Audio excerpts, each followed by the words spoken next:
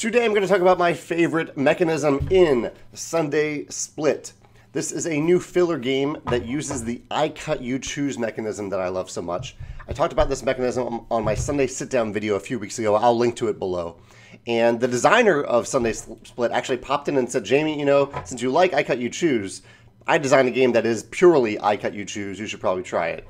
And so I got a copy, I played it this past weekend, and I really, really liked it. This has been a year of discovering really good fillers for me. In standard I Cut You Choose format, each player takes a turn being the cutter. And so like we played a 5-player game the other day. Each of us was the cutter once. And when you cut, you have to draw a bunch of cards depending on the number of players. And you cut those cards into piles equal to the number of players. So there were 5 players, and so I had to create, when I was the cutter, I had to create 5 piles of cards. Each pile had to have at least 1 card in it. But I had 13 cards to use, so I could have done 1, 1, 1, and then 9 in the remaining pile. I didn't do that. I did something a little crazier. But so the cutter does that, and then going from in clockwise position, starting with the person to the left of the cutter, they choose one of the piles. The cards just have, like, there's some set collection, there's some matching. It reminds me a little bit of Sushi Go. Cherries are multipliers. Ice cream just gives you straight up points, and if you collect sets of ice cream, whipped cream wants to be next to sprinkles. And there are some negative cards, as is a nice twist in I Cut You Choose games, where no one wants vegetables in their ice cream, so if you get some vegetables, you'll get negative points. Some of the ice cream is worth more than others. So here's chocolate ice cream worth 1, here's chocolate ice cream worth 2.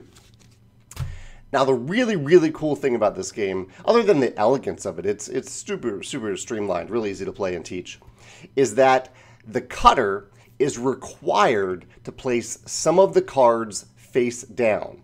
So when it's the cutter's turn, they draw a big hand of cards. I drew 13 cards in my 5-player game, and I had to divide that into 5 piles. And 4 of the cards that I put down had to be face down. No one knew what they were. This creates some really, really interesting mind games, really, in this game, and some really interesting bluffing. Because, say I create a stack of 4 cards, and I put these 2 face up, but these 2 are face down. You might be super suspicious that I just put a bunch of negative points, those vegetable cards, in these face-down stacks, and so you may not choose it. But in reality, I put some really good cards down there because I was trying to make you think that I was hiding vegetable cards, and I was hoping that this stack would get back around to me because the cutter chooses last, and they don't really have a choice. They get the remaining stack. So it's this bluffing game of what did you put down there? What did you hide? And you are required to do it. You're required to hide cards, which just adds this. I love in games when you have secrets, and I love the secret in this game.